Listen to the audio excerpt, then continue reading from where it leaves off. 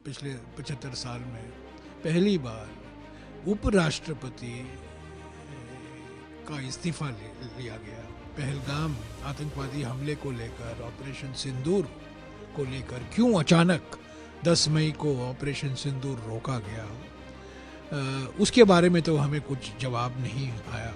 राष्ट्रपति ट्रंप ने 40 बार दावा किया है कि मैंने रुकवाया, धमकी देकर रुकवाया।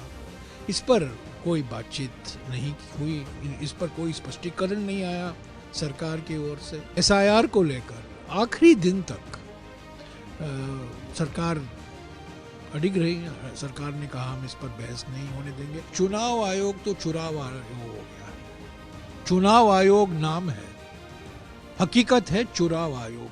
देखिए 2025 का जो मानसून सत्र अभी समाप्त हुआ है, वो एक ही कारण जाना जाएगा इतिहास में कि 21 जुलाई 2025 को राज्यसभा में एक ज्वालामुखी का विस्फोट हुआ और वो ज्वालामुखी का नाम था जगदीप धनखड़। पहली बार भारतीय इतिहास में पिछले 75 साल में पहली बार उपराष्ट्रपति का इस्तीफा लिया गया। उन्होंने इस्तीफा दिया और उनको चुप कराया गया। 1 महीने से जगदीप धनखड़ जी के बारे में हमने पढ़ा नहीं, उनको सुना नहीं, हमने देखा नहीं। कहाँ हैं? देश जानना चाहता है, सभी सांसद जानना चाहते हैं। इसके अलावा 21 जुलाई से ही सारे विपक्ष पार्टी ये चाहते थे कि 2 मुद्दे पर चर्चा हो, लंबी चर्चा हो, बहस हो।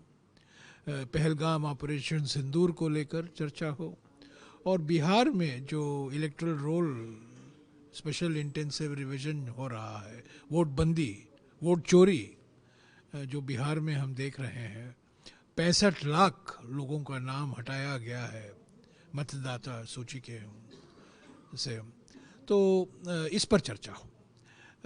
अच्छी बात है कि दोनों सदनों में ऑपरेशन सिंदूर को लेकर लंबी बहस हुई। मंत्रियों ने भाग लिया, प्रधानमंत्री ने भी भाग लिया उसमें, सभी लोगों ने, मैं समझता हूँ इस बहस में उन्होंने भाग लिया। पर जो हमने सवाल उठाए थे पहलगाम आतंकवादी हमले को लेकर, ऑपरेशन सिंदूर को लेकर क्यों अचानक 10 मई को ऑपरेशन सिंदूर रोका गया, उसके बारे में तो हमें कुछ जवाब नहीं आया। और सबसे सनसनीखेज जो खुलासे हुए हैं ऑपरेशन सिंदूर को लेकर, वो इस बहस के बाद हुए हैं जो हमारे वायुसेना प्रमुख air chief marshal Amarpreet Singh ने किया है। वो तो चर्चा के बाद हुआ। ये चर्चा के जब हो रहा था, जब बहस हो रही थी, तब गृह मंत्री इस पर चुप थे, रक्षा मंत्री चुप थे, प्रधानमंत्री चुप थे। पर बहस के बाद ये सनसनीखेज खुलासे होते हैं। ऐसे तो जो मुद्दे हमने उठाए थे पहलगाम आतंकवादी हमले को लेकर, क्यों इतनी देरी हुई, जो आतंकवादी थे उनको न्याय के कटघरे लाने में कितनी देरी क्यों हुई, और ऑपरेशन सिंदूर को लेकर राष्ट्रपति ट्रंप ने 40 बार ये दावा किया है कि मैंने रुकवाया, धमकी देकर रुकवाया। इस पर कोई बातचीत नहीं हुई, इस पर कोई स्पष्टीकरण नहीं आया सरकार की ओर से, और सिर्फ पंडित नेहरू को दोषी ठहराया गया। बस यही प्रधानमंत्री की ओर से हमें सुनने को मिला।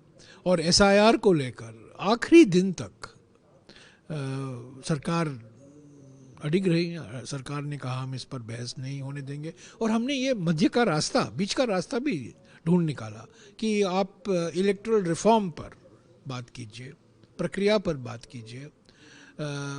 अगर आपको आपत्ति है एसआईआर को लेकर, शब्द लेकर इस पर चर्चा नहीं चाहते हैं, तो क्या सुधार हमें करने हैं चुनाव प्रणाली में, चुनाव प्रक्रिया में, और परिवर्तन जो हमें करने की ज़रूरत है, उस पर हम बहस करेंगे।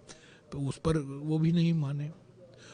और अचानक आखिरी दिन, एक दिन पहले, आज आखिरी दिन है 21 तारीख, 20 तारीख को गृह मंत्री 3 विधेयक लाते हैं जो हमारे संविधान के खिलाफ हैं, लोकतंत्र के खिलाफ हैं, धमकी देने वाले कानून लाए हैं।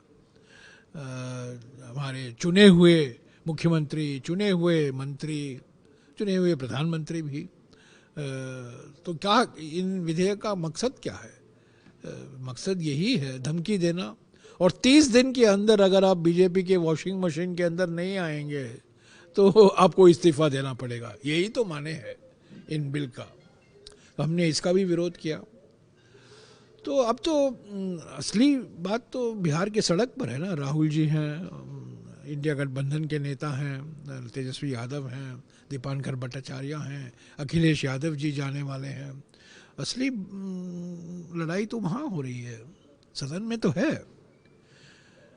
हमारे लिए एक और उपलब्धि ये रही कि सारी विपक्ष पार्टियों ने एक होकर एक जॉइंट कैंडिडेट खड़ा किया है उपराष्ट्रपति के चुनाव जो 9 तारीख को होने वाले हैं, सितंबर 9 को। और हमने बिल्कुल स्पष्ट संदेशा भेजा है कि सिर्फ ये व्यक्तियों के बीच में ये टक्कर नहीं है, पार्टियों के बीच में नहीं है, ये एक विचारधारा, 2 विचारधाराओं के बीच में ये मुकाबला है, 2 विचारधाराओं का टक्कर है। और सारी विपक्ष पार्टी, जस्टिस रिटायर्ड न्यायाधीश जो हैं सुदर्शन रेड्डी जी, जो चीफ जस्टिस रहे हैं, सुप्रीम कोर्ट में न्यायाधीश रहे हैं, वो उनको उम्मीदवार चुना है। और मैं समझता हूँ ये एक बहुत प्रभावशाली संदेशा भेजा जा रहा है इस देश को कि आरएसएस विचारधारा के खिलाफ हम सदन के अंदर और सदन के बाहर हमारी लड़ाई हम जारी रखेंगे और हम पीछे हटेंगे नहीं। इसका कड़ा मुकाबला करेंगे क्योंकि ये संविधान के खिलाफ है, हमारे स्वाधीनता संग्राम के मूल्यों के खिलाफ है, महात्मा गांधी के भारत के खिलाफ है, डॉक्टर अंबेडकर के भारत के खिलाफ है, जवाहरलाल नेहरू और सरदार पटेल के भारत के खिलाफ है। लेकिन सर सीक्रेट बैलेट पे आपके पास नहीं है। नहीं, ठीक है, ये आंकड़ों का खेल नहीं है। मैं इस चुनाव को विचारधारा के नज़रिए से देखता हूँ। हमें आरएसएस विचारधारा का मुकाबला करना है, कभी हम पीछे नहीं हट सकते। आंकड़ों का खेल अलग है, पर देखिए क्या होता है। 9 तारीख को चौंका देने वाले नतीजे भी आ सकते हैं। और सर ये आपने कहा कि एक विचारधारा की लड़ाई है, तो ये जो justice Reddy, retired justice Reddy जो हैं, एक नॉन पॉलिटिकल बैकग्राउंड से हैं, वो अचानक से या यूँ कहें कि उनके नाम नहीं, अचानक नहीं, सोच समझकर विपक्ष पार्टियों ने कई नाम पर चर्चा हुई। अंत में सुदर्शन रेड्डी जी का नाम चुना गया और सभी पार्टी वो जानते थे। सुदर्शन रेड्डी जी एक जाने माने लीगल जूरिस्ट रहे हैं, न्यायाधीश रहे हैं गुवाहाटी हाई कोर्ट में, आंध्र प्रदेश हाई कोर्ट में, सुप्रीम कोर्ट में महत्वपूर्ण जजमेंट भी उन्होंने दिया है। तो जाने माने नाम है वो, ऐसा नहीं है कि लोग जानते नहीं हैं उनको। और सबसे बड़ी बात यह है कि वो सामाजिक न्याय, आर्थिक न्याय और राजनीतिक न्याय जो हमारे संविधान के 3 स्तंभ हैं, राजनीतिक न्याय, सामाजिक न्याय और आर्थिक न्याय, उसकी वकालत हमेशा 50 साल से वो करते आ रहे हैं। और ये आप लोग क्या इंडिया ब्लॉक के अलावा और भी पार्टियां ऐसी हैं जो जैसे लाइक बीजेडी है? ये सुदर्शन रेड्डी जी सिर्फ इंडिया ब्लॉक के उम्मीदवार नहीं है, ये विपक्ष के उम्मीदवार हैं। आम आदमी पार्टी ने भी कहा है कि हम सुदर्शन रेड्डी जी का समर्थन करेंगे। खरगे जी हमारे कांग्रेस अध्यक्ष ने नवीन पटनायक जी से बात की है और हम चाहते हैं कि सभी पार्टियां जो एनडीए के भी घटक दल हैं वो अगर वो संविधान में विश्वास रखते हैं, अगर वो सामाजिक न्याय, आर्थिक न्याय और राजनीतिक न्याय में विश्वास रखते हैं तो वो आए, खड़े हों और सुदर्शन रेड्डी जी का समर्थन करें। इशारा किनकी तरफ है? नहीं, मैं निगाहें एक तरफ, इशारा और तरफ नहीं है।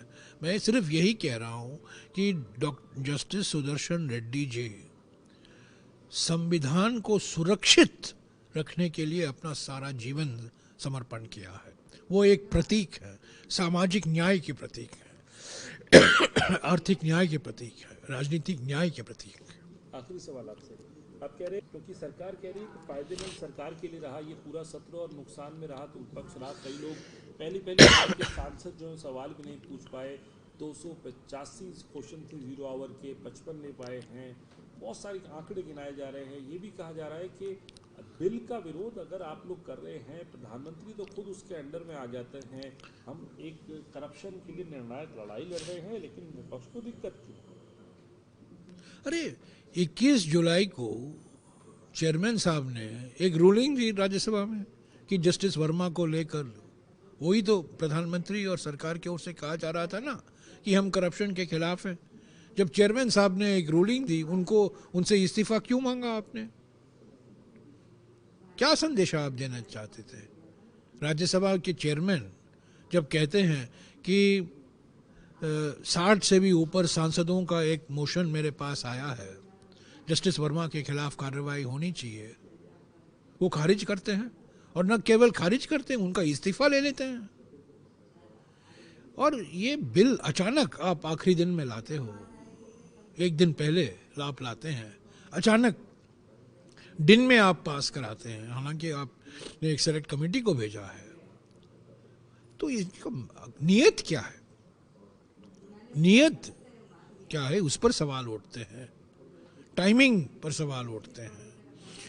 और देखिए, जब लोकतंत्र की हत्या हो रही है, इलेक्शन कमीशन और वोट चोरी को लेकर कोई जवाब नहीं आया है, चीफ इलेक्शन कमिश्नर नेता प्रतिपक्ष को धमकी देते हैं, लाखों लोग, 65 लाख लोग का वोट छीना जा रहा है, इस माहौल में क्वेश्चन आवर, 0 आवर क्या महत्व रखता है? हम संसद में क्यों आते हैं? संसद में आते हैं संविधान को सुरक्षित रखने के लिए। हम संसद में आते हैं ताकि हम लोकतंत्र की रक्षा करें। पर जब लोकतंत्र की हत्या खुद प्रधानमंत्री और उनके मंत्री, गृह मंत्री कर रहे हैं, संविधान की हत्या कर रहे हैं, संवैधानिक मूल्यों पर आक्रमण हो रहा है, इस बीच हम क्वेश्चन आवर और 0 आवर की बात करेंगे? क्या मायने रखता है? जब लोकतंत्र ही नहीं रहा, जब संविधान ही नहीं रहा, तब 0 आवर और क्वेश्चन आवर का क्या मायने रखता है? तो चुनाव आयोग ने तो आखिरी डेडलाइन दी, प्रेस कॉन्फ्रेंस 17 तारीख को। नहीं, चुनाव आयोग तो हफ्ते का समय मांगा कि राहुल गांधी हलफनामा दे दें। नहीं, चुनाव आयोग तो चुनाव आयोग हो गया है। चुनाव आयोग नाम है, हकीकत है चुनाव आयोग। किस तरीके से ये SIR हो रहा है? 3 महीने, चुनाव के 3 महीने पहले 65 लाख लोगों के नाम निकाले जा रहे हैं। इलेक्टोरल रोल रिवोल्यूशन का माने ये होता है कि नाम निकाले जाते हैं जो मर गए हैं या और कहीं जगह चले गए हैं, और नए नाम जोड़ते हैं। यहाँ कोई नया नाम नहीं जोड़ा गया है, सिर्फ नाम हटाया जा रहा है। चुनाव के 2-3 महीने पहले, और 6 महीने पहले आपने कहा था, जनवरी में खुद इलेक्शन कमीशन ने कहा है कि इस इलेक्टोरल रोल में कोई बदलाव की जरूरत नहीं, कोई परिवर्तन लाने की जरूरत नहीं। तो मजबूरी कहां से हुई? किसने कहा? बिल्कुल साफ है, प्रधानमंत्री और गृह मंत्री ने कहा चुनाव आयोग को ये कराओ, क्योंकि वो जानते थे कि दलित का वोट, आदिवासी का वोट, पिछड़े वर्ग का वोट, अल्पसंख्यकों का वोट बीजेपी को नहीं जाएगा, इंडिया दल को जाएगा। तो लोगों का वोट छीनो, यही एक रास्ता है चुनाव जीतने के लिए। इसीलिए चुनाव आयोग का नाम चुनाव आयोग हो गया है। राहुल गांधी माफी नहीं मांगेंगे और हलफनामा किसके लिए माफी मांगेंगे? नहीं, जनता की क्या, किसके लिए माफी मांग रहे हैं? उन्होंने इलेक्शन कमीशन की जानकारी, इलेक्शन कमीशन की डेटा के आधार पर ही सवाल उठाए हैं। इलेक्शन कमीशन की जिम्मेदारी बनती है कि वो सवाल का जवाब दें। तो माफी मांगने का सवाल ही नहीं उठता है।